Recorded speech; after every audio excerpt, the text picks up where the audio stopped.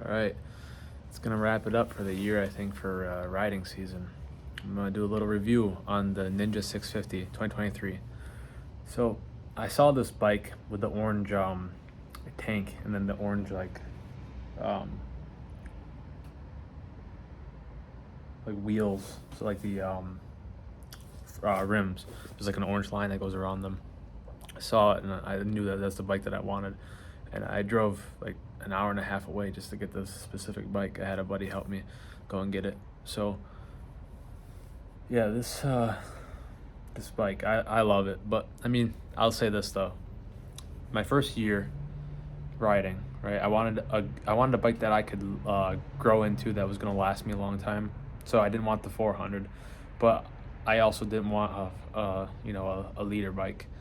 I actually wanted the MT-07. That was the bike that I wanted first, but they're very difficult to get because they're a very popular bike.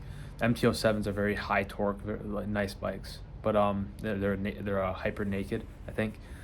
And I saw this one, and I think technically it's a sports touring. It's got the fairings. It looks like a sports bike. It's a two-cylinder, twin cylinder, 649 cc's. So that's different between a four-cylinder. You'd lose probably about 40 miles per hour if you had like a 650 or a 600 four-cylinder versus two-cylinder. So anyways, the highest I have allegedly have this bike is 122 miles per hour. And I'd say it was close to bottomed out. Probably could get 130. I say 122 miles an hour. I don't know if I said it right or not, but yeah, probably the highest I could get it is 130. And that'd have to be a straightaway, and I mean, it's very difficult. I live in an area where there's a lot of deer and stuff, and idiot drivers, so it's not worth it. Anyways, the bike itself. Now, I think it was a little pricey for what you get for it. I paid $9,400 for it, and it's a very, very torquey bike. It's the most fun that you'll ride. This bike is second, third, and fourth gear. Second gear, it's good for doing power clutch ups when you want to pop wheelies. Third and fourth gear are a blast. The torque, the power on that thing when you hit that power band. There's some of the most fun things I've experienced. But yeah, I think it's 67 horsepower. I don't know what the torque is, but it's a very, very torquey bike at lower gears, and it's very, very fun. It's very quick off the line. Very, very, very, very fun. So yeah, things I don't like about it. I don't really ride fifth or sixth gear much on this bike. Yeah, if I'm on the highway or if I'm trying to save gas or whatever, then I'll run a higher gears. It's a little more fuel efficient. But the most fun that I have on this bike is riding in when it's like third and fourth gear. That's the most fun. It's very, very quick. Like you just go. I've never had any issues with the foot peg. The peg comes down, the kickstand comes down easily. The shifting's a little funky. So traditionally, it's all the way down is first gear, then it's neutral and second, right?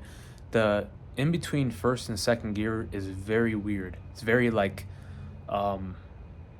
jolty almost. It's not a smooth transition. It's very, very, and I'm pulling clutch all the way in. I'm letting off the gas, and I'm very conscious of that type of stuff because I love riding, and I'm always trying to get better, handle the bike better. It's becoming second nature, but I'm still trying to always improve, learn how to how to shift the best way possible. Don't want to fuck the transmission up.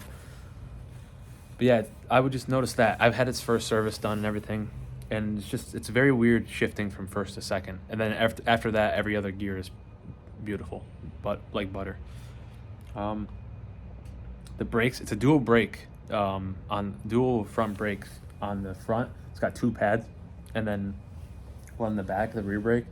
The rear brake's good. I usually do a lot of rear braking versus front braking, but if I'm coming in hot, I'll use both. Obviously, you should always use both if you're trying to come to a stop quicker, but don't use all front or all back. Use all back, you're gonna skid. If you use all front, you're probably gonna topple over or do a fucking stoppie or whatever. So have no complaints with the brakes. They're good. The exhaust is, I don't really like the sound of the bike, but I mean, I can change it. I can get an aftermarket exhaust or something. He's cool. Anyways, yeah, the exhaust is, it just doesn't have, it sounds like a lawnmower, you know, but yeah.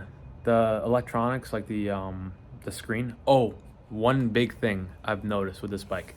So I caught it. I went past a speedometer thing. Like, so like I got inside the road, they'll tell you your speed, and they'll tell you like slow down or good job or whatever. I noticed that this bike, depending on the speed you're going, so at about 30 miles an hour, you're off by about 2 to 3 miles per hour. At 40, you're off by 3 to 4, and 50 to 55, you're off 5 miles per hour. So if you're doing 60, 65, like if you're doing 60, you're only doing 55. If you're doing 65, you're only doing 60. So if you're doing 70 on this bike, you're only doing 65.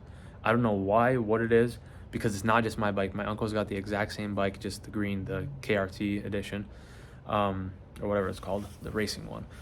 But his does it as well. They, for whatever reason, the speedometers are off on the speed that that it's registering, what it tells you on the speedometer.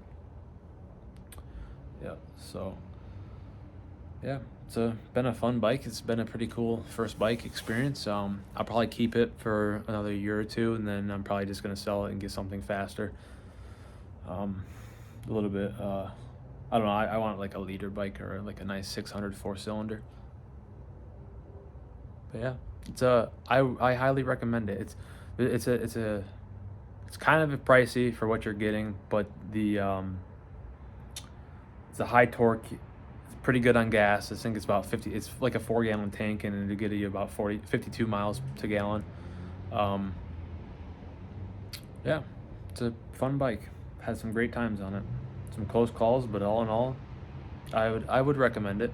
I would wait a year or two, and I mean, maybe you can get like a discount getting a 2023 in 2024, 2025, unless you like the new. I'm from what I've seen, I think they're essentially the same bike. They're just reskinned, different colors and stuff. There might be something different, I don't know, but all in all, this bike has been a blast to ride. I've had great times on it. It handles great. It's very smooth in the turns. It's a little weird in the friction zone, like when you're riding the clutch in first gear and working the throttle, your friction zone, your slow speed maneuvering. It's a little clunky, I think. I don't know, it's hard to explain, but you get used to it after a little bit, and then it feels normal after a while. But just like any bike, it takes a little bit of time, and then you get used to it, and then it's good to go. So yeah, I recommend it. I'd give it on a scale from 1 to 10. I've only rode a few dirt bikes when I was little, and then I rode this bike, and then I rode a little Kawasaki 250. It's like a Harley or like a cruiser style bike. I rode that for the course that I did, the motorcycling, whatever it's called, course for the license exemption to get my license. And yeah, all in all, I've had a great time. Highly recommend it. I'd give it an 8 out of 10 so far, based on the riding experience I've had.